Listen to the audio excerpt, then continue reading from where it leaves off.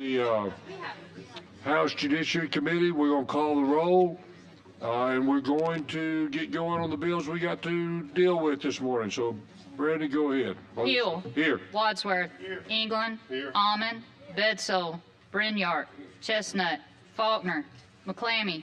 Pettis. Robbins. Simpson. Starnes. Stringer. Tillman. We have a quorum. All right, we got a quorum, so we will get started. First bill we got is House Bill 8, Representative Drummond. You ready? Yes, sir. Thank you, Mr. Chair and committee. This is the vaping bill that has passed out of this committee for 3 years in a row. The bill has not changed a whole lot. We have worked with countless folks on this bill, and we always working on it.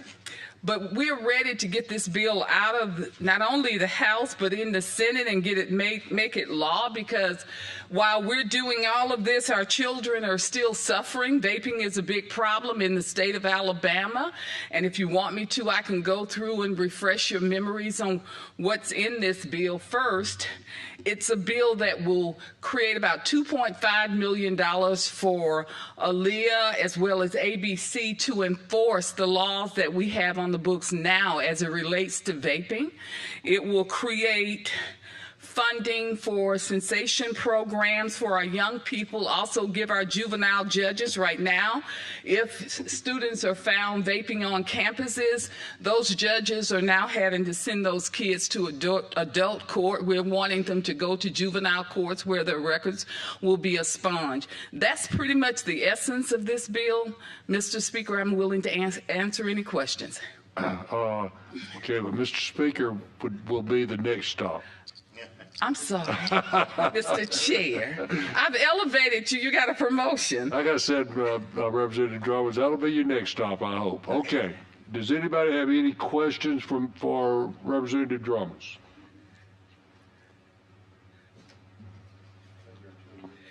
We've got amendments on the bill.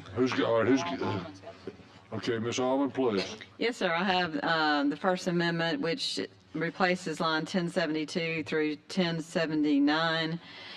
Basically, it takes out that paragraph there, and the paragraph currently says that if a child is disciplined by the school, that the remedy available would be in lieu of, if there's a school remedy available, like a school disciplinary process, that would be in lieu of the child going to juvenile court.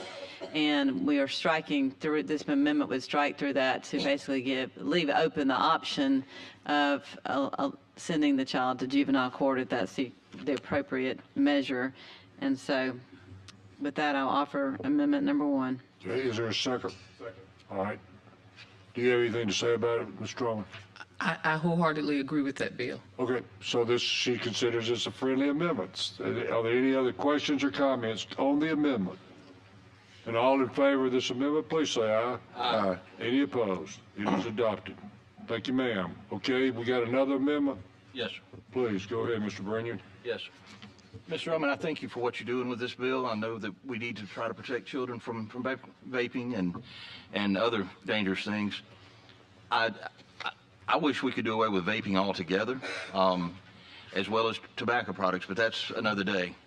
I offer this amendment just simply because I don't like any legislation or any part of legislation that picks definite winners and losers. We ought to have free enterprise. We ought to have freedom. If these people can qualify to get a marketing order by following the law and having every other thing met, the way this amendment would do on page on page 30, it's going to replace lines 825 through 829, 825 to 829. So it just takes that last part of that paragraph out. So it would take out, provided such products meet the following requirements. Number 1, the product is not a single-use or disposable electronic nicotine delivery system, and the product does not use a sealed, pre-filled, and disposable cartridge of nicotine in a solution.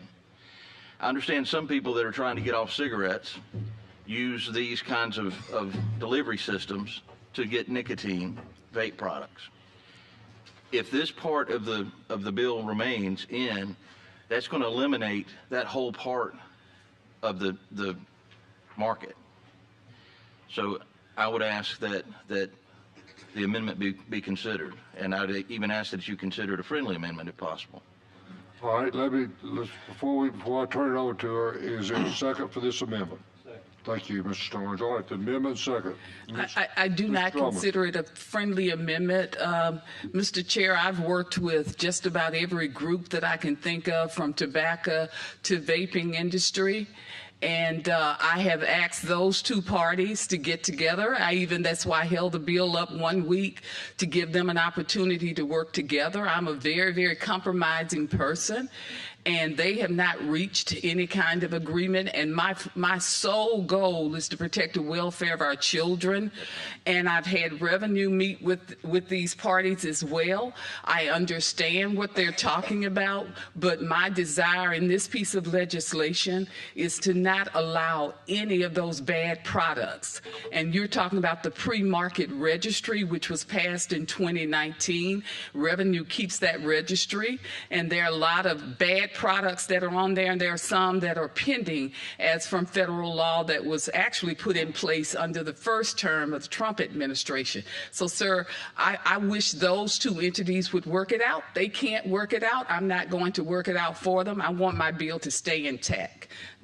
Thank you, that's clear. Anybody else?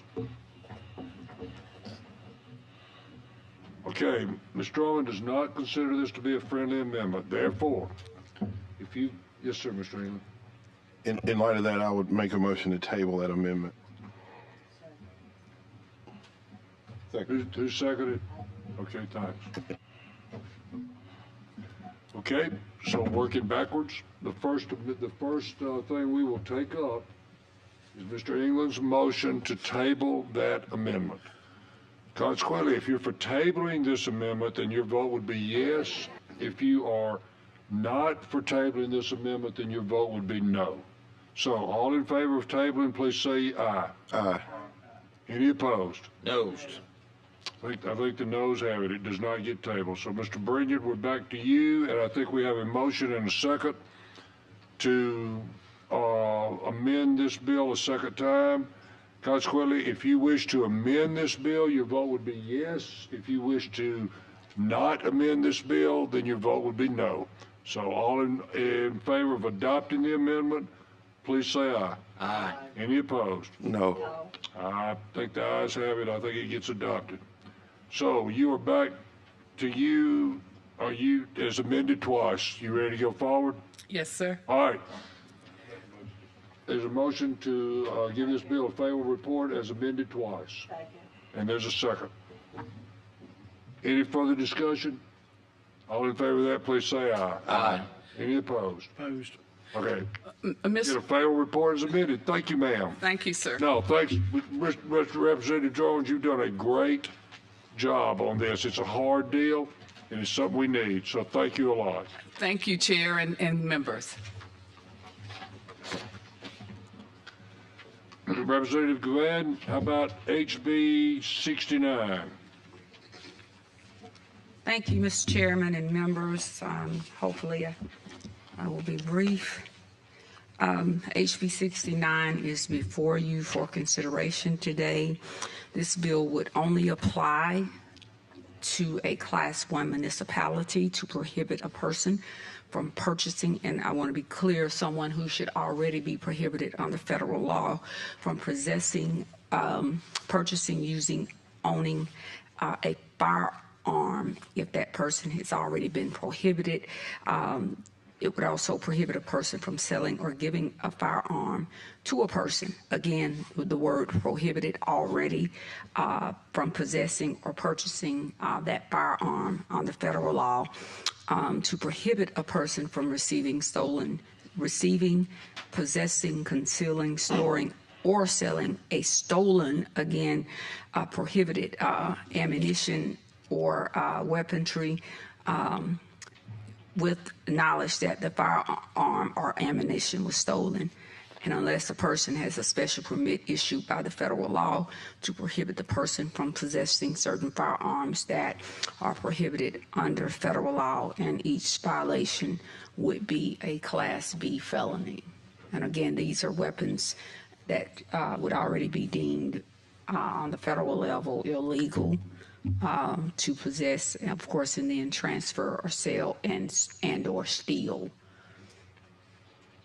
Thank you, ma'am. Is there any questions? No, make a motion. All right, there's a motion for favorable report. Do I hear a second? Second. All right, we got a motion.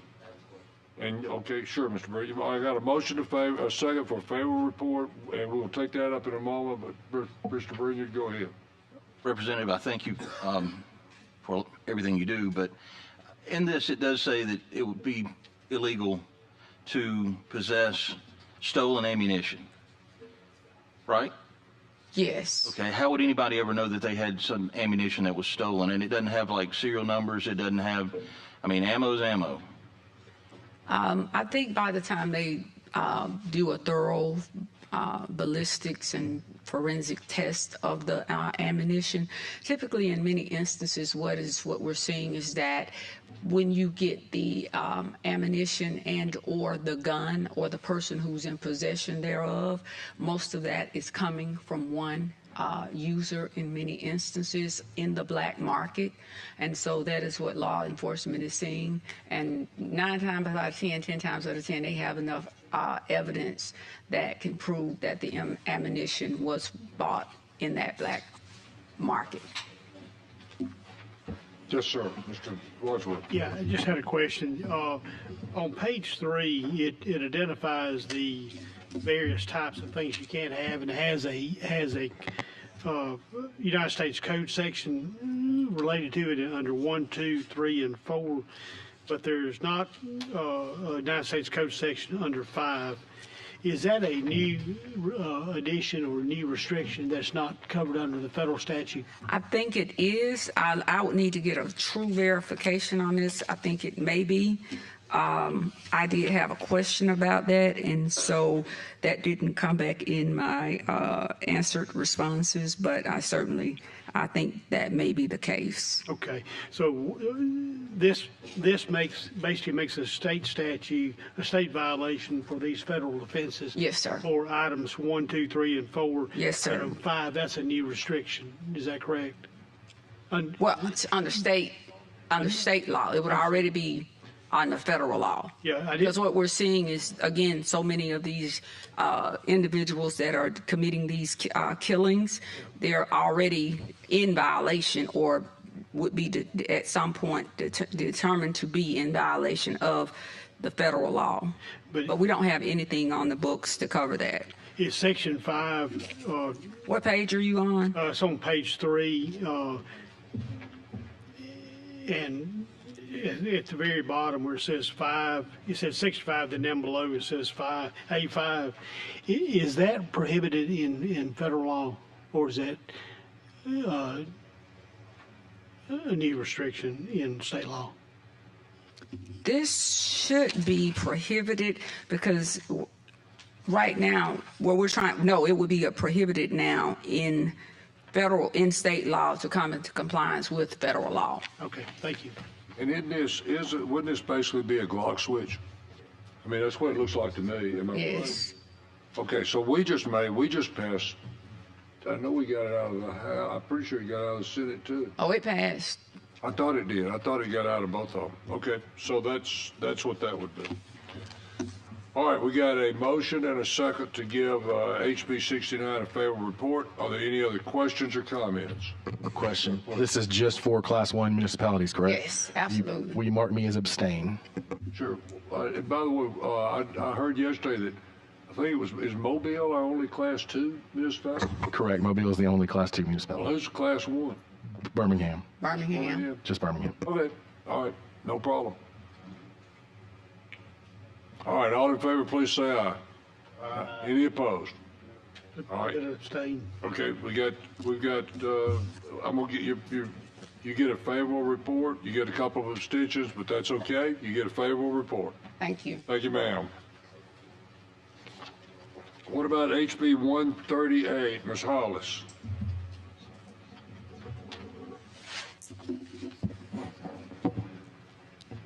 Thank you, Mr. Chairman. Mr. Chairman, and to the members, HB 138 is the Women Cares Act. And what this bill does, it allows women who are facing incarceration to test if they suspect that they are pregnant upon arrest. It requires a woman who tests positive for pregnancy to be released on bail, provided that the woman does not pose a significant threat to herself or others. And it's up under the judge's discretion as well. If a woman is pregnant at the time she is sentenced to incarceration, the court shall include a term of pre-incarceration probation to serve until 12 weeks after the woman gives birth. This allows any pre-incarceration terms of probation to be credited to the woman's sentence and would require any pre-incarceration term of probation to serve with certain electronic supervision and without payment of any fines. This bill also requires a woman to report the loss of a pregnancy, and the court could determine the time of surrender, which is 72 hours. And it also requires a woman serving pre-incarceration term of probation to self-surrender 12 weeks after the baby, after the birth of her child, or she'll face a Class A misdemeanor. Also, what I like to touch on, because one of the questions that I have been asked about is a woman constantly getting pregnant in order to stay out of jail. And if you ever had a baby, I don't think you're gonna do that. But research shows that women do not get pregnant to avoid incarceration. The kind of misconception stems from stereotypes rather than evidence. Getting pregnant is a complex biological process that often takes months of trying and cannot be precisely timed. The Women's Care Act, we focus on providing appropriate care for those who are already pregnant at the time of the arrest or detention, emphasizing the deferment of time served rather than complete exemption from sentencing. Thank you, ma'am. Mr. England, you had a question or a comment? Appropriate time, I'd like to make a motion to give the bill a favorable report. Okay. And there's a motion and a second to give this bill a favorable report. Are there any other questions or comments? Yes, sir, Mr. Starnes. So does this include violent crimes? If she's a threat to herself or to the community, then it's the discretion of the judge.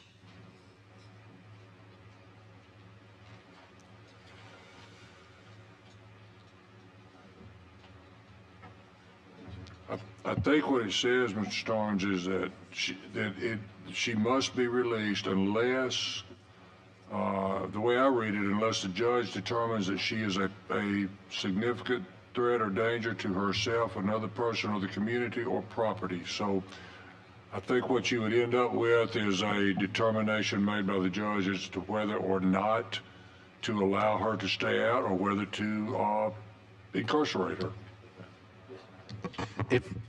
Just for a second, it seems like that interpretation would be at the time of sentencing, correct? So it's not like if she could get arrested, she's required to be on bond. Like you cannot incarcerate, you cannot keep them incarcerated through there. They would have to be on bond until the sentencing aspect of it. Yes. At that point, the sentencing aspect, they would determine whether or not she's a danger to herself or others. So I mean, it's not an immediate, hey, you're automatically. Mm-hmm. It does pose a problem, and I'll just be honest with you. You know I love you. I'm adamantly opposed to this from the perspective of you cannot have pregnancy be a form of get out of jail free card. Well, and I agree with you, but it's not like when that person get arrested that she know that she is pregnant. So some people will. Well, we don't know though. I mean, if you're but nothing is perfect. Well, if you're like 6 months pregnant, you would know you're well, pregnant. Of course, if you're 6 months pregnant. So what? And if you're out there doing something you don't have any business doing. But then you're not going to jail, right? That's not true. How would you go to jail in this situation? It depends on what crime she committed, and then it depends on the judge's discretion. But that's not done until sentencing. That's not done pre-sentencing. That is done after the conviction is already had. So if it's something like a felony, you'd have to wait till the jury trial has already been committed, already had the trial, and then at the time of sentencing, it's up to the judge to make that determination. And hopefully during that time, she has had that baby and able to place that baby with a family member. What if she's had that baby post to that time and then she gets pregnant for a second baby? Well, that go back to what I just read. What's that? About the pregnancy. Will people get pregnant to avoid jail time? And I read. You want me to read again the research? No, you're talking about what you said was the evidence. But you asked. You said, what if she get pregnant again? She could get pregnant again, right? Just because you have a paper that says they may not get pregnant again, or nobody's going to get pregnant to avoid jail, that doesn't necessarily mean that there would be nobody that gets pregnant to avoid jail. You just have a paper that says that they would do that. I'm not going to argue that because anybody can get pregnant. Can we? Ms. Allman, yes, ma'am. Sorry. You have the floor. Yes, sir. Just to follow up a little bit on Mr. Simpson's question, and I want for my own clarity. So on page 3, on line 74, it says if a woman, if she thinks she might be pregnant, then this is when she's just been arrested. Okay. So if a woman, she's supposed to get a pregnancy test if she thinks she's pregnant, and that test gets reported, and after receiving the report of the positive pregnancy test, the court shall release a woman on bail, provided that, and that's where the judicial discretion comes in. So Correct. that's actually at the arrest stage. Okay. Yeah. Right? Mm-hmm. You're right. Okay. Mm-hmm. And then also after that, though, it says at the time of, so that's whether or not to release her on bail. Correct. And the judge decides. Okay. And then the second part is at the time of sentencing, same judicial discretion comes into play whether or not to keep her in jail or allow her to go have the baby and then come back later after 12 weeks. I believe that's the confusing part right there. But that makes sense after I've read through it, so thank you for letting me do that. Mr. Wadsworth, you had either a question or a comment? Yeah, I just have a question. Does the bill prevent that person from being sentenced even at a later date? No. Does it just defer the time? Yes. Okay, and a judge can, and a judge is Discretion of the judge, yes. And a judge can delay the jail till after that 12-month period. Is that Yes. correct? Okay, thank you. Good question. Yes, sir, Mr. Robinson. This might, Representative Simpson, I have a question for you, if you could answer this, I think. Me? Yeah. Oh. So what is it if you are out on bail, but you fail to appear? You know, if you're sentencing, you fail to appear or you fail to report, what is the penalty for that if you fail to report? That's at the discretion of the judge. The bond people can come off of your bond if you want to. The judge can revoke your bond at that point. That's purely the discretion for the judge. The judge you would have the court. What would happen is the district attorney or the prosecuting attorney would file a motion, either a motion for show cause or a motion to revoke bond. At that point, it's the duty of the prosecutor to prove evidence, to show evidence to the judge as to the person failed to either appear or violated their bond conditions for that purpose. And it's the discretion of the judge at that point to determine, okay, I'm going to revoke you and put you into prison. So we don't have a set that is a, Class A felony, Class A misdemeanor. We don't have that set. No, there's another level if you're talking bail jumping. Bail jumping is an active, not to say absconding, but like if you're on the run, if you disappear and you're just gone, it's difficult to prove. It's very rarely brought, but there is the crime of bail jumping that could be considered, just depending on. It's very rare. Okay, the reason I ask is because line 98, 99, it specifically states that, I guess a woman has a 12-week maternity leave, would say, time period, and then if she fails to report to the Department of Corrections, the county jail, reports to jail, that's a Class A misdemeanor. And so I was just kind of wondering where Representative Hollis, if that tracks with other parts of the code or where you kind of came up with making that a Class A misdemeanor. Lawyers. Okay. That's a pretty good answer. Ms. McClammy, did you have a question? First of all, Representative Hollis, if I'm not mistaken, the women who may be released, they do have to complete their sentencing, correct? Yes. Okay. It's the discretion of the judge, and they also have electronic monitoring as well, and they also have to report to their probation officer. Okay. And also, can you talk to us about why you brought this bill?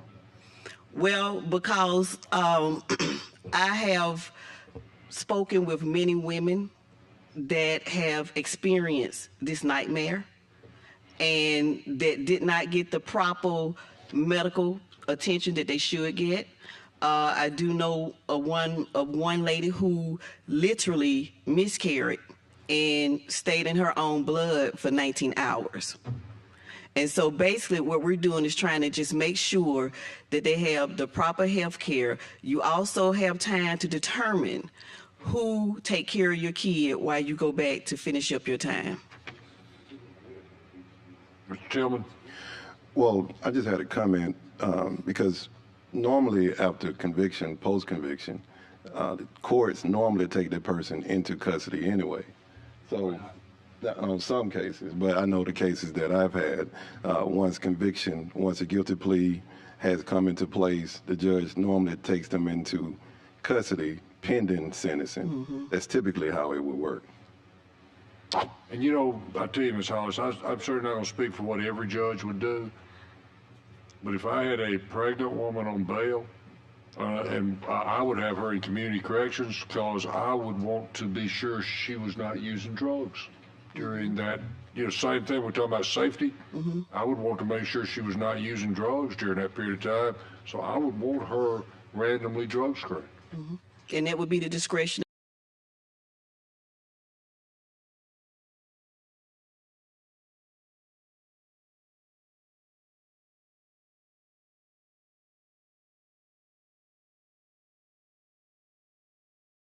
Of the judge, because it also states if she's a threat to herself or the community. Yeah, I'd just like to renew my motion. Okay. I think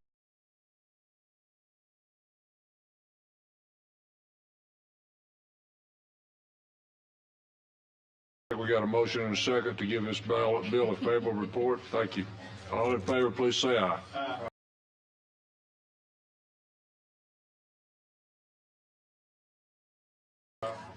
Get a favorable Nay. Ms. Hollis. And no? Please. That's fine. Thank you, Mr.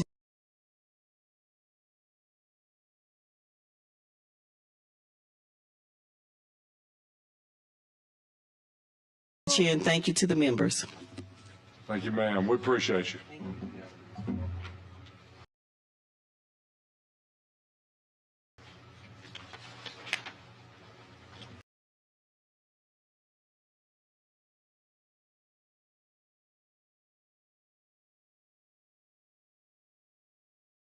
Senator Orr, we got 82. Representative Strahan, you got this one?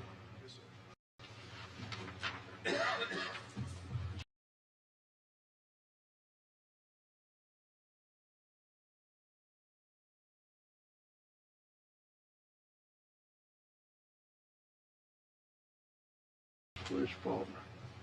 He's not doing it. Okay, thank you. Mr. Chairman, committee members, I think I got this one, Mr. Chairman.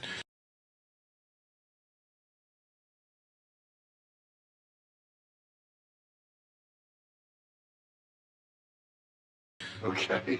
I think we have an amendment that's friendly that's going to be offered. Mr. Chairman, Representative Faulkner is not here, and he has asked that I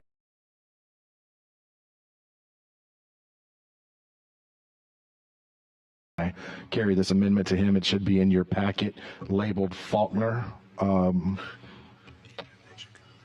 It's 2 pages. It kind of, what this does is it requires an auditing every 5 years for warrants, which have not been executed. So it gives the discretion instead of just mandatory after 10 years being wiped through. This just is after every 5 years it requires an auditing. According to Representative Faulkner, I'm not speaking on my behalf. All right, you've heard the amendment, and it's been offered. Is there a second? Second. Second. Thank you. Is there any questions, y'all, about the amendment? Let's just talk about the amendment. Within the 12 months prior to him going to prison, he had to hire a lawyer, had to file a motion with the court, have to have a hearing before the 31-year-old ticket was dismissed in order for him to get his driver's license. So I think they need to audit it.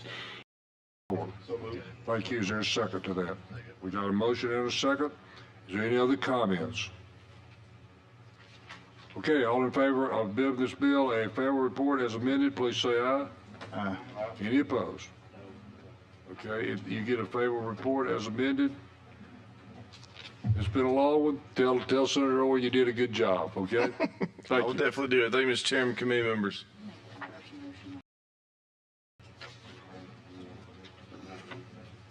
Thank you, Chairman. I was taking a nap back there. I apologize. This bill is a continuation of a bill that we passed last year in both houses unanimously, which was the anti-squatting bill. I think everybody was a big fan of that. But as you know, oftentimes when you live with a bill for about a year, especially something that's reasonably new, you kind of pick it apart, you find some issues, you might need to make some tweaks and adjustments, and that's what we're doing today. Basically what it makes sure that law enforcement is certain who has jurisdiction over the property in question. It determines if there are any fees to be deposited, where they would go. And it states that a law enforcement agency cannot refuse to accept the affidavit that is to be dispersed. And beyond that, typical definitions and such. There is also an amendment. Yes, sir. You got it, ma'am? Please. Thank you, Solomon. Yes, sir. Basically, we have this amendment in front of you, and it does two things. First, it maintains the 24-hour hold period once an affidavit is received by law enforcement, but it has a 3-business-day response time. The original bill had a 24-hour response time. And secondly, it clarifies that that law enforcement can reject an affidavit for property outside their jurisdiction. This is a friendly amendment. Amendment offered. Is there a second to the amendment? Thank you, Mr. Starnes. All right, there's a motion and a second to amend this bill. Are there any questions on the amendment? All in favor of amendment, please say aye. Aye. Any opposed? It's adopted. So, Representative Lipscomb, we are back to you on HB 474 as amended. Anything else you want to add? I would respectfully request a favorable report. Okay, is there a favorable report as Mr. McClammy, a favorable report as amended? The second, Mr. Starnes. Okay, thank you. Any other comments or questions? Ma'am, yes, ma'am, please. So close. What options are available for someone who feels as if they were removed wrongfully? If they were removed unlawfully? Mm-hmm. If they were wrongfully removed, what options do they have? They would have, and we have greater legal minds than myself in here, substantially greater. They have signed an affidavit stating that they have removed that person legally. So there would be some legal recourse, but I don't know exactly how that would be resolved. Mr. McClammy, did you mean to make a motion to give us a favorable report as amended? I was asking a question, but I will. No, but you don't have to. I wanted to make sure we had it, that I had it right up here. I mean, I was saying a question, but I don't have any problem making a motion, but I do have a question. Okay, then is your question answered? No. Well, do you wish to make a motion to give this a favorable report as amended? Sure. Okay, there's a motion and a second to give this bill a favorable report as amended. Any other questions or comments? All in favor, please say aye. Aye. Any opposed? Thank you, sir. Thank you, Chairman, members. Thank you, appreciate it. What do you know?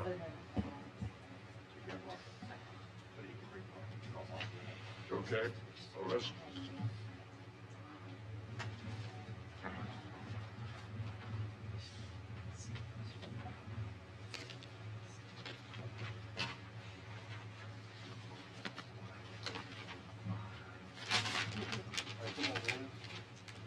Y'all ready to get started? Yes.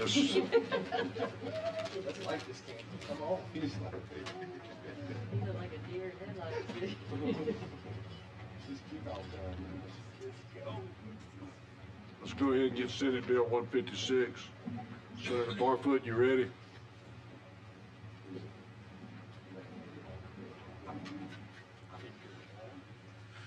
Thank you, Mr. Chairman. Appreciate y'all having us on the committee today, and thank you members for listening. SB 156 is not a new bill.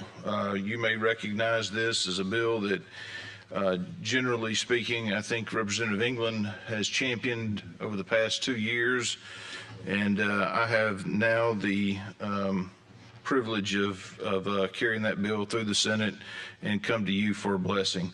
SB 156 creates a legal pathway for judges to simply review old cases of individuals who were sentenced to life without the possibility of parole under the habitual offender sentencing scheme, when there was no physical injury to a person. That means to be eligible for review, an individual cannot be physically injured or have a physical injury anywhere in their record, not just the underlying offense, but with anything in their criminal record. It would only mean an opportunity that that individual serving life without parole has an opportunity to file a petition and therefore get in front of a court to see whether or not their sentence could be reviewed. A couple of things, if I could, Mr. Chairman. There is an estimated about 150 to 200 individuals that this may apply to. Again, this is not what's been called a get out of jail free card.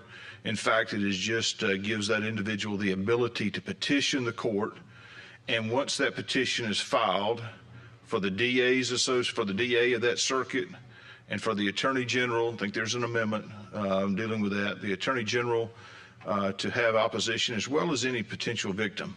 It's also, I want to note that these individuals have served, if this bill goes into effect, they will have served at least, hear me now, at least 25 years on an offense where there was no physical injury.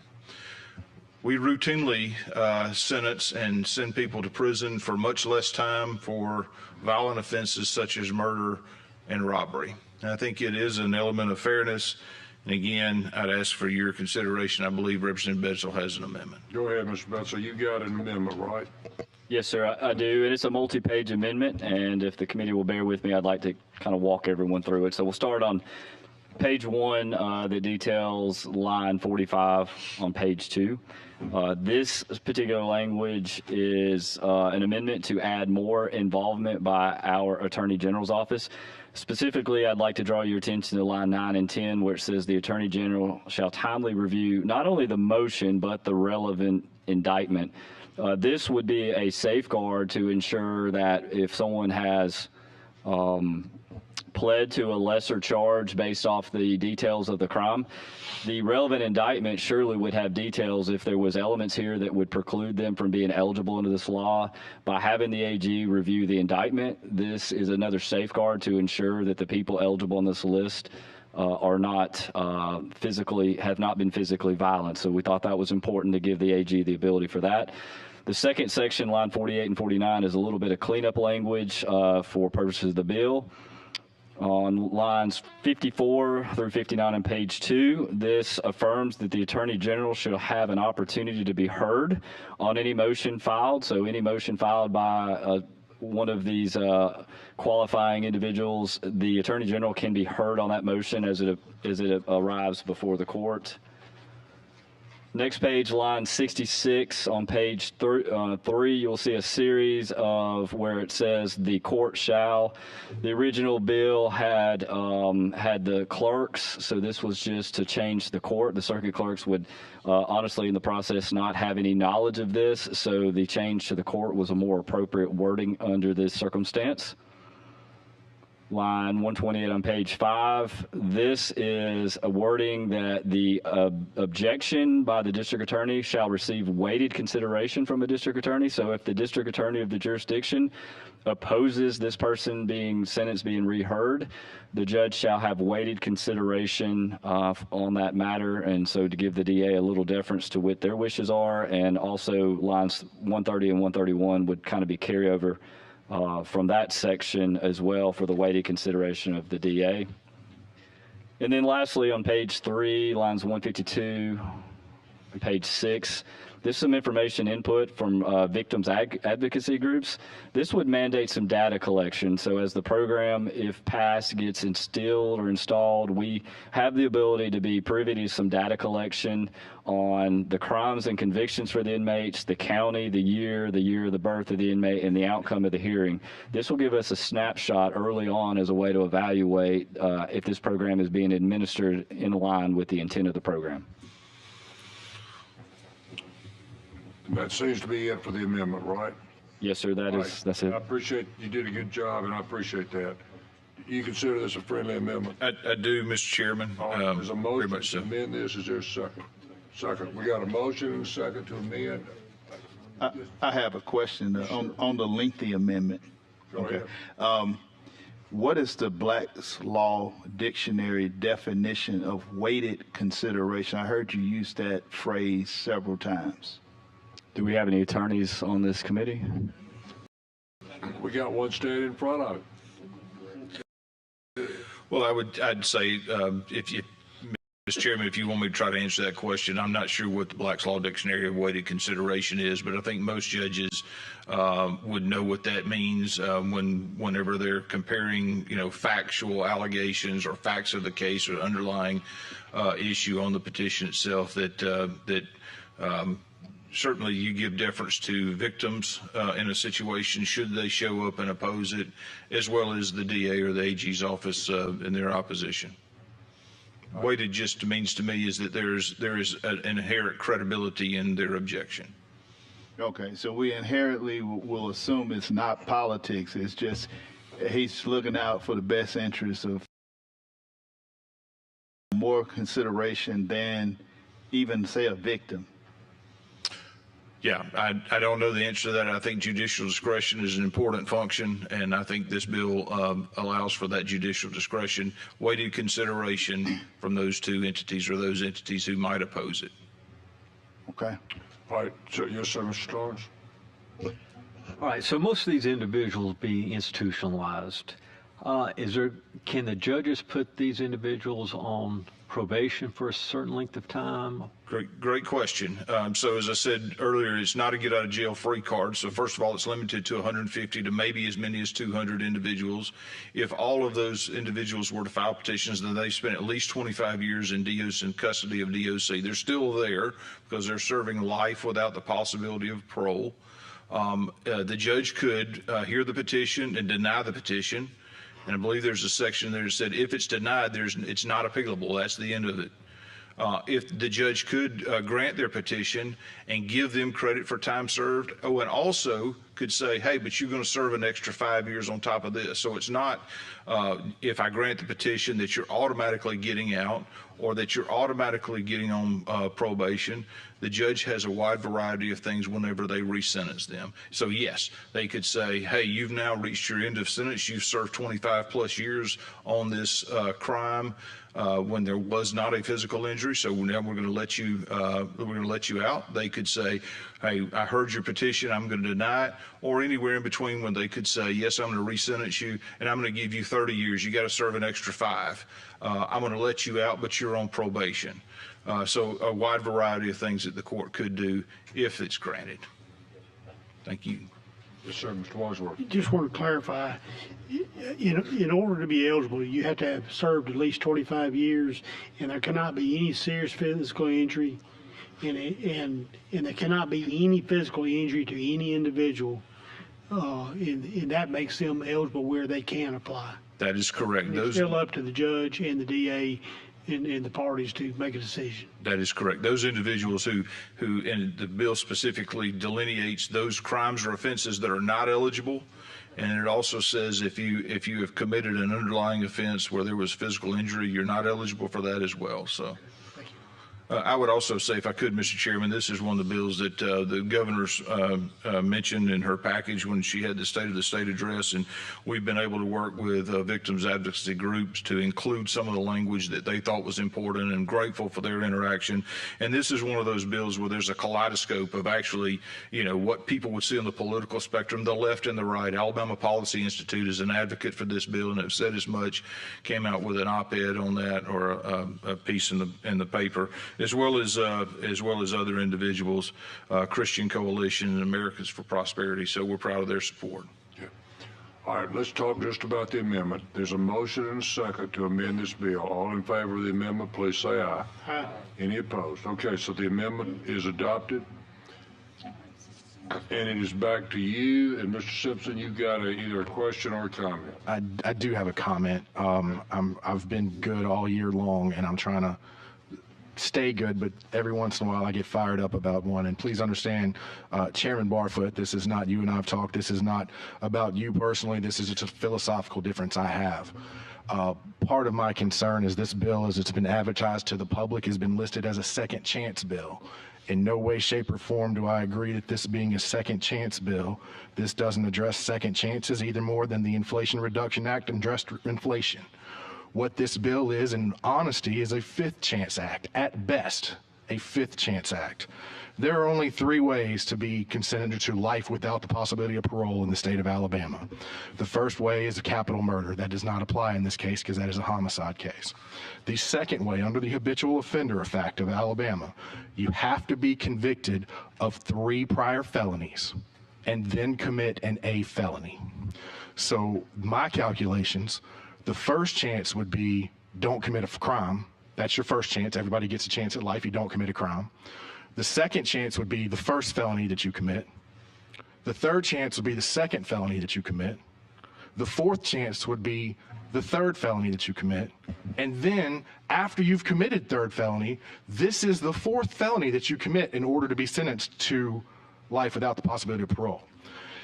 The only way that it is a mandatory life without the possibility of parole is if you have a Class A felony in your history. So one of your 3 priors must be a Class A felony in order for you to be mandatory life without the possibility of parole. You have very graciously, you have eliminated homicides, sex offenses, and physical injury with individuals. So we're kind of stuck with the cases that I've been able to calculate, and y'all tell me if I'm wrong. The Class A felonies that would be subject to this offense would be arson first, where no one was home, where they tried to burn down a home or a business where no one was injured. That would be a Class A felony, where they've done this and then they had 3 prior felonies in the back. A robbery first, which would be a robbery with a deadly weapon or dangerous instrument that was used. To qualify here, they didn't fire the weapon, but they pointed a gun and said they had a gun. That would be the connection for robbery first through here. Kidnapping in the first degree, which is kidnapping with a gun or a weapon that came through there. Burglary in the first degree, where someone kicks in the doors of a home with a weapon and is armed with the weapon at the time of committing a burglary, trafficking in drugs, and manufacturing of a controlled substance. Those are the Class A felonies that I've been able to determine that would qualify through this as to people who are getting their second chance. The fundamental argument of we just want to give people a second chance. And to your credit, this is not in the bill labeled as a second chance act. This is what's being labeled to the public and being branded to the public as a second chance act.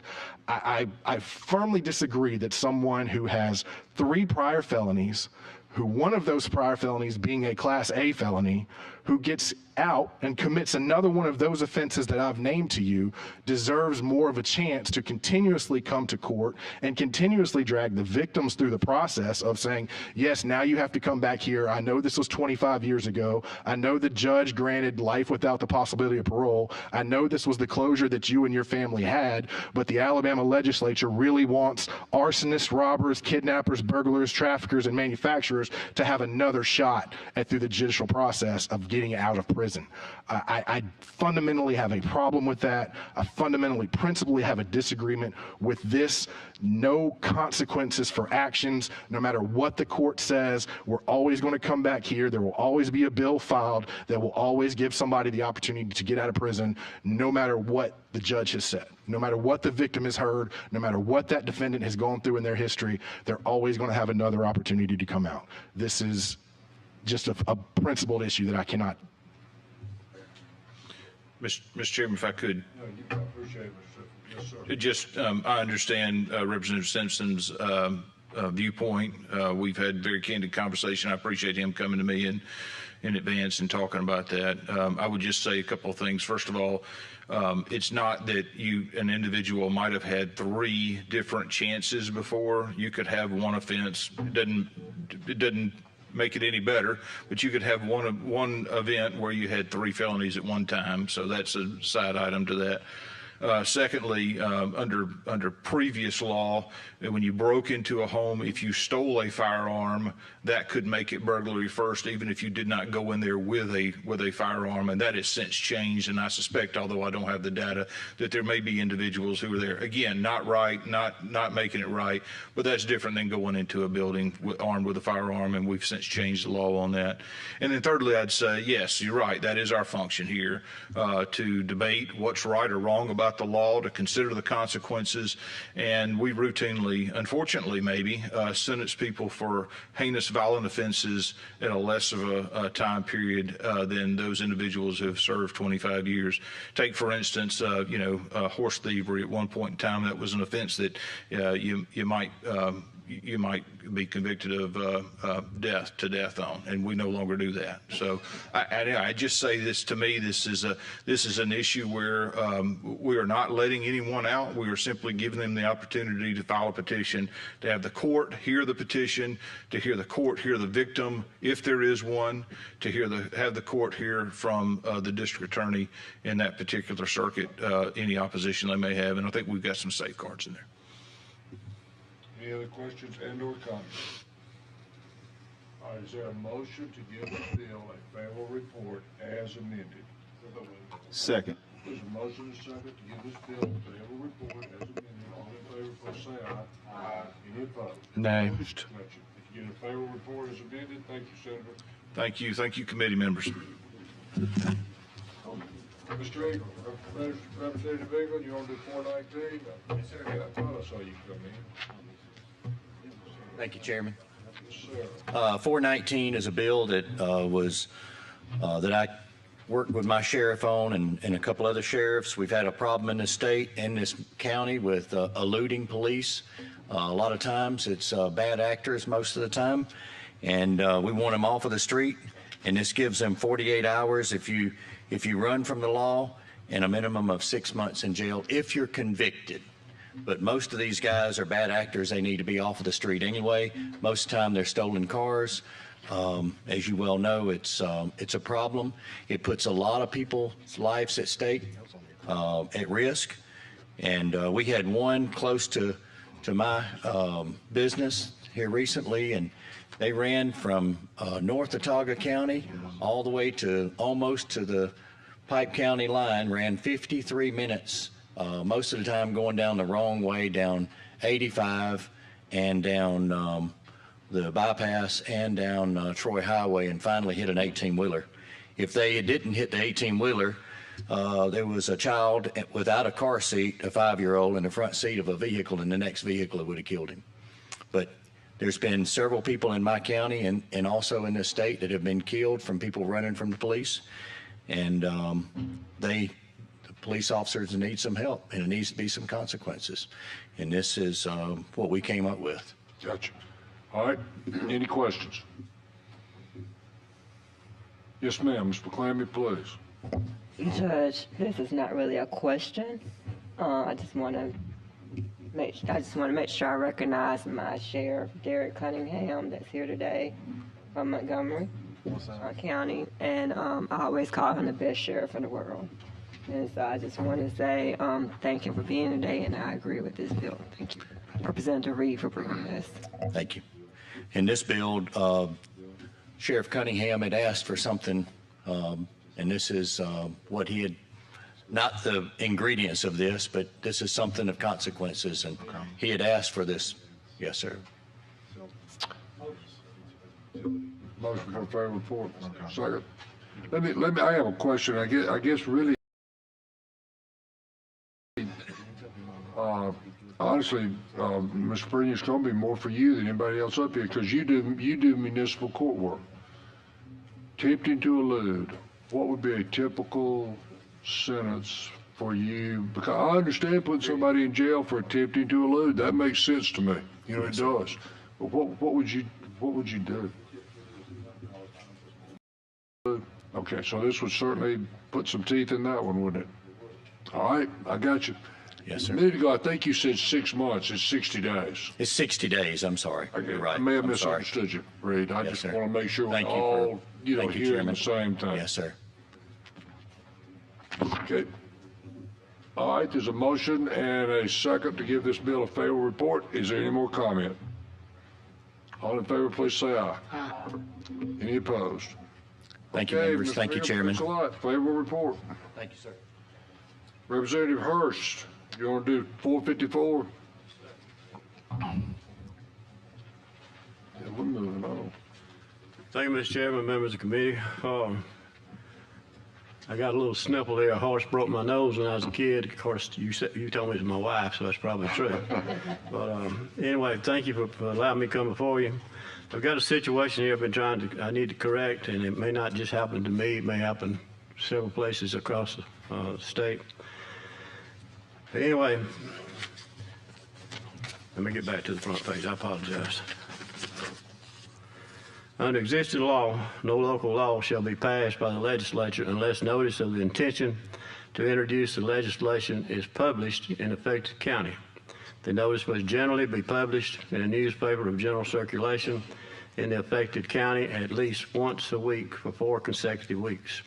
This bill would provide that if a person tasked with advertising the legal notice of a local bill as required by law, the person commits the crime of tampering with a legislative record if, without authorization, the person intentionally alters the notice to change the description of the proposed law, scope, purpose, or effect. Related to crimes and offenses, add section 13A10-12(1) to the Code of Alabama to establish the crime of tampering with a legislative record and to provide criminal penalties for the violation. Section 1, Section 13A is added to the Code of Alabama. It would read as follows. A person commits the crime of tampering with a legislative record if any of the following occurs. The person is requested to publish in accordance with the requirements of Section 106 of the Constitution of Alabama 2022 a legal notice stating the substance of a proposed local law prior to the introduction of the bill. Without the permission of sponsoring legislator, the person must makes an alteration to the notice of the intent to change the description of the proposed local law, scope, purpose, or effect. The notice is advertised with unauthorized alteration, and this would be a Class A misdemeanor. I'm sorry, but that's the guts of the bill. This has occurred. I have a real concern with it. And if we have any questions, I'd like to answer the questions if necessary. Do we have any questions? How about a motion for a favorable report? And there's a motion and a second to give this bill a favorable report. All right, all in favor say aye. Aye. Favorable report. Thank you, sir. Appreciate it. Thank you, members. Mr. Senator Smitherman, how about 106? Thank you, Mr. Chairman and committee. This is a Law Institute bill. In fact, I think this morning we passed the House bill. I thought we had done it. Out of Judiciary. In fact, I handled it if I'm mistaken this morning. And it says the President of the Alabama Small Estate Act. It's at Division 10 of Article 18 of Chapter 2 of the Title 43 allows the surviving spouse or other distributee of a decedent who owns no real property at the time of death to receive in a summary fashion the decedent's personal property provided that the value of this property is not in excess of $25,000. That's where we are now. All such adjustments to that amount as made on an annual basis by the state finance director based on changes in the consumer price index. The revised Alabama Small Estate Act would raise the threshold amount distributable to a surviving spouse or other distributee to the sum as adjusted from time to time based on the consumer price index formula set forth in the Alabama Code 43-8-116 of the homestead allowance under Alabama Code 43-8-110. The exempt property under Alabama Code 43-8-111 and the family allowance under Alabama Code 43-8-112 and 43-8-113. Presently, that sum is $47,000. Additionally, the revised Alabama Small Estate Act would save parties and judges valuable time by simplifying both the process of distributing a small estate and the proceeds of claiming exemptions and allowances in connection with the small estate, expedite the summary distribution proceeds by excluding common law spouses and distributees on a non-self-proven will from being entitled to a summary distribution as such under the Act. Provide the following clear priority list of who is entitled to summary distribution of a small estate. After the claim exempts and allowances are paid, and all funeral expenses and other claims are either paid or arranged for payment out of the estate of the decedent, the remainder of the small estate shall be distributed to the surviving non-common law spouse. If there is no surviving non-common law spouse, then the remainder of the small estate shall be distributed per the terms of the self-proven will of the decedent. In the event that there is no self-proven will, or if the self-proven will fails to dispose of all of the small estate, the remainder of the small estate will pass accordingly to the Alabama decedent and distribution statutes. Improve the reliability of the Alabama Small Estate Act by removing definitions from the term devisee and distributee and heirs and replacing them with commonly used terminology. This bill was put together by this division of the Alabama Law Institute, and it's somewhere between some 26 and 30 lawyers are in that division from Mobile up to Tennessee. And these lawyers practice in this particular area of the law, and I'm real familiar with what they're doing because I also, among the areas of law that I practice probate.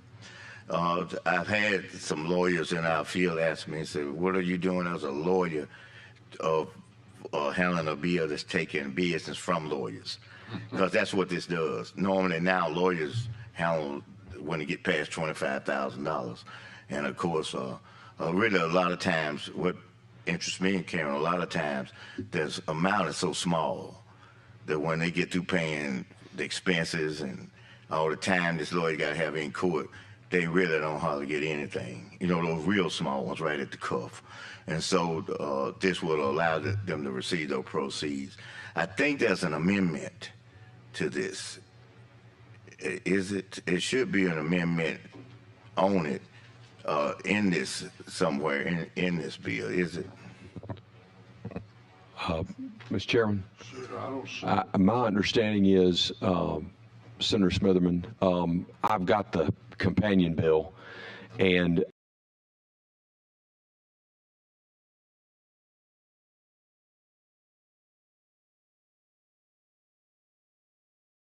I think y'all put an amendment on in the Senate, and so I think it's already engrossed. And I think that, I don't know why I thought that we put one on this one before we sent it, because it was Senator Givan.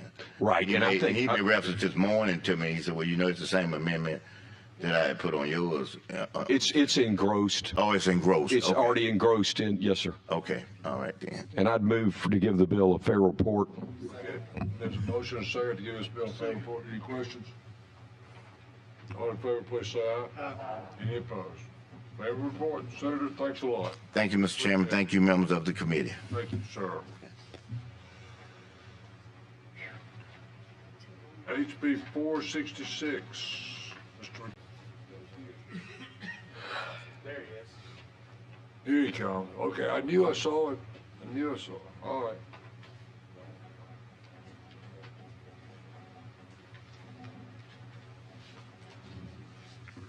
Thank you, Mr. Chairman and committee members. Well, I guess I'm back here once again this year.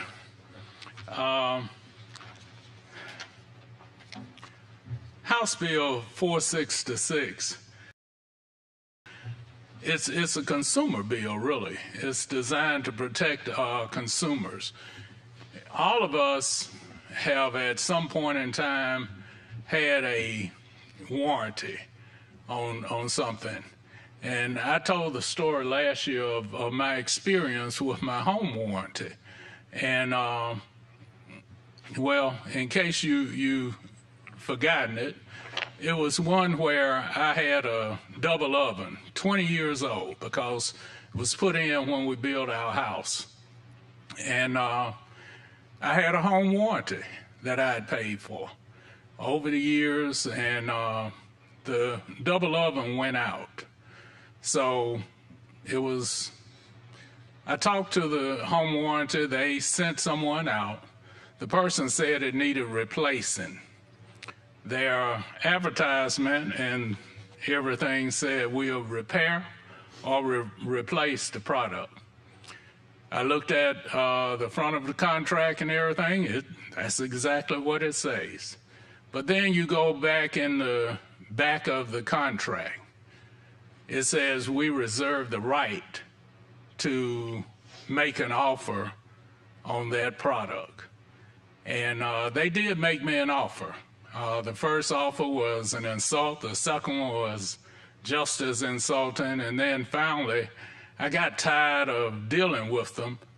And they made me a little bit better offer. And I was willing to accept it. It was nowhere near what the product would cost to replace, but I was willing to accept it until they told me I had to sign a non-disclosure agreement. That put me in a position as a representative to tell them where to go, because I represent 48,000 people in my district and 5-point-some million people here in the state of Alabama. And if I can't tell them about an issue that will harm them, in my opinion, then they don't need me as a representative. So I end up replacing my own double oven, in other words. I wasn't dependent on this, but it was something that I had paid for and was something I thought I was entitled to. But what this is doing, last year, the chairman asked that we send it to the Alabama Law Institute and allow them to look at the whole section, code section, and revise what needed to be revised, and then, you know, see where we could put in what I needed to put into it. And so what they came back was this bill, and basically what it does is it says that if indeed you have a repair replacement offer and procedure in your warranty, that you have to make that as in bold print and larger print so that it will stand out just as much as does your advertisement to repair or replace. So that's basically what they came back with that we could do. They also found some things that they needed to correct. The Law Institute felt needed to be updated within the code section, so that was what they did. So, Mr. Chairman, with that, if there are any questions, I'll entertain them. And there's an amendment also that... I have the amendment. It's in your packet labeled England. I'm carrying it for Representative England today. This adds to the exemptions that mobile telecommunications service providers will be included in the exemptions as well that are previously in the law, and that would be considered from the sponsor a friendly amendment, I believe, correct? Yes, sir. As you know, everything has changed. Technology has changed, and back when this particular bill was written, this law was written, mobile phones was not really an issue, so it just updated it to include our means of communication also. Thank you. All right, there's a motion to amend. There's a second? Second, we got a motion and a second to amend this. Are there any questions concerning the amendment? All in favor of adopting this amendment, please say aye. Aye. All right, Mr. McCampbell, it's back to you as amended. Is there anything else you wish to add? No, I'll entertain any questions the committee may have. Representative McCampbell, I don't know what it is, but Mr. Chairman. Yes, sir. I guess I got to be recognized if I'm sorry. You were going so smooth. My double ovens, my wife, our double ovens don't work and haven't worked forever. So I'm wondering what if we have the same kind. Hashtag first world Now, not that I use them, but that may be the problem. We can only use one of them. I say she really, but anyway, I'm glad you brought the bill. Thank you. All right, I make a motion. For favor report is adopted as amended. All right, any other comments or questions? Okay, all in favor of giving this bill a favor report as amended, please say aye. Aye. Any opposed? Thanks. You've done a good job. Thank you, Mr. Chairman. We appreciate it. And if you look into Mr. Faulkner's double oven, I would definitely do that, Mr. Chairman. And I was going to tell you, be careful, because I've got a friend that says, I'm not going to tell you who, because I'm not going to get him in trouble up here, but he said he always hides his wife's Christmas present in the oven because he knows good and well that she won't find it. So, Mr. Faulkner, perhaps you could do likewise, but all right. Thank you, Mr. Chairman and committee. We appreciate you. We appreciate you a lot. Representative Pettis, you've got a bill. You can stay right there. What this bill does, basically, a 16-year-old now that can be written a ticket. All this does is says if any driving offense or boating offense that's not DUI, they can be written a ticket just like a 16-year-old. Okay. Short and sweet. So they would go to either municipal court or district court, just like anyone else driving an automobile. That's correct. All right. You understand it? Any questions or comments?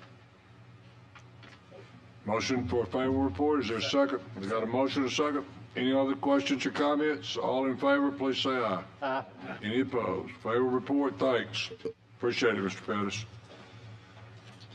Senator Kitchens, this is the last bill. Now, ladies and gentlemen, what we've got here today is a public hearing. We've got some people that have spoken, have signed up to speak against it. I'm going to let Senator Kitchens explain this bill. I have 3 folks that have asked to speak against it. I'm going to ask that you hold your comments to 3 minutes, but we will let you do so.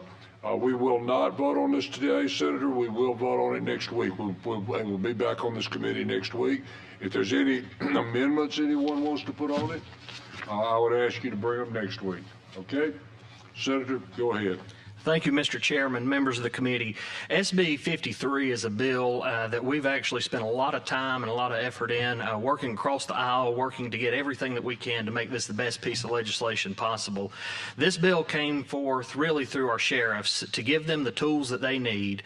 If someone is arrested, if someone is brought into a jail, whether it be a state, local, or county jail, they have been arrested. This provides them with really the process, the clarity that they need for the process to be able to determine the immigration status. It also creates the crime of human smuggling. If you knowingly bring someone who is illegal into the state of Alabama, it provides the penalties for that. We do have some exceptions. Those were some amendments that we had in the Senate. It got brought up that we don't have an immigration court in the state of Alabama. You have to go to Atlanta, you have to go to New Orleans. So if you're an attorney and you're transporting someone across state lines, you would be exempt from that for the legal proceedings, and also for educational purposes. So those are the two exemptions that we have on the human smuggling side. But again, the premise of this bill is to really give law enforcement the tools that they need. If you've committed a crime, if you've been put in handcuffs and taken to jail, they'll be able to verify whether you are in the country legally or not. All right. Does anyone have any questions of the senator at this moment? And we will entertain the individuals that wish to speak against this bill. Allison Hamilton. Yes, ma'am. 3 minutes, Ms. Hamilton. Tell us what you want to tell us. Thank you. My name is Allison Hamilton. I'm a resident in Birmingham, Alabama. And I'm the director for the Alabama Coalition for Immigrant Justice. I'm here today to speak to the human smuggling provision in this bill. I really want to talk about our members that we work with every day in the state, most of whom are families that have lived and worked 20, 30 years. These families got married in Alabama, they had children in Alabama, and they work in Alabama. They work in our food industries, construction. I think we all know that immigrants are in these industries prevalent. Preparing for the imminent threats of deportation and separation. I think everyone is aware of nationally of what's going on with that. With many of whom have U.S. citizen children. These children cannot return to the home country with their parents if they're deported. They need double nationality to do that. In order to get double nationality, you have to go to your original country's consulate, all of which are outside of the state of Alabama. So any family that is trying to make sure that their family is not separated in the case of deportation has to leave the state in order to make sure that happens. This provision would make that impossible. Not only is it a huge risk for families to drive themselves across state lines with just everything that's going on, but also to criminalize anybody who just wants to be a good Samaritan and help. To make it a felony for someone to do that is extremely concerning to us as an organization that believes that every human being deserves dignity and respect. So that's basically what I'm here to speak against, and also just to point out that this law didn't originate in Alabama. And it is being challenged across the country for the constitutionality. There will definitely be lawsuits and costs to the state of Alabama. And, there's just a lot of issues here with the attempts to enforce federal immigration laws and also to regulate interstate commerce. But most importantly, I really want to highlight how problematic this will be for thousands of people that live and work in the state and have built this state. Thank you. Yes, ma'am. Thank you. Pastor Shane Eisner. Yes, sir. Come on up, sir. Thank you very much. My name is Reverend Shane Eisner. I'm the pastor of First Christian Church here in Montgomery, over by the East Chase shops. I'm here to say that compassion is not a crime. Compassion in the scriptures of my religion is a command. It is a duty. Allison mentioned the Good Samaritan parable. Remember in that, a broken man was helped by a foreigner who didn't check his immigration status, whether he was on society's approved list. He saw a need, he met the need, he transported a broken man to safe harbor. At the end of that parable, Jesus says to his followers, "Go and do likewise." Compassion is not a crime. It is a command. It is a duty for Christians. As such, I worry that there are provisions of SB 53 that are anti-Christian.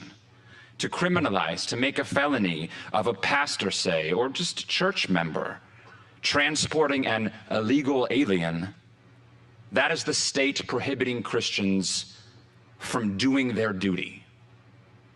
I have never asked the citizenship status of someone who I have helped, and I do not intend to, but if I am helping somebody, I have a family, I have a congregation. To make me choose between them potentially or Jesus' command to risk legal sanction or risk denying Jesus? That feels inappropriate to me. And I fear that this bill enforces that choice, and so I urge you to reject it. Compassion is not criminal. For Christians, it is critical to following Jesus. And he did not exclude undocumented migrants or anyone from that command. He said, are they in need?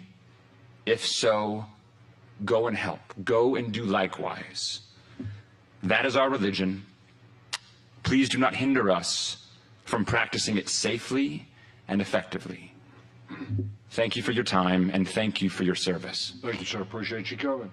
Jordan Stallworth.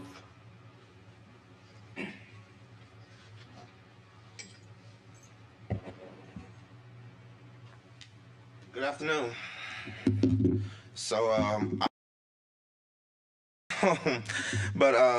I'm also a God-fearing man also.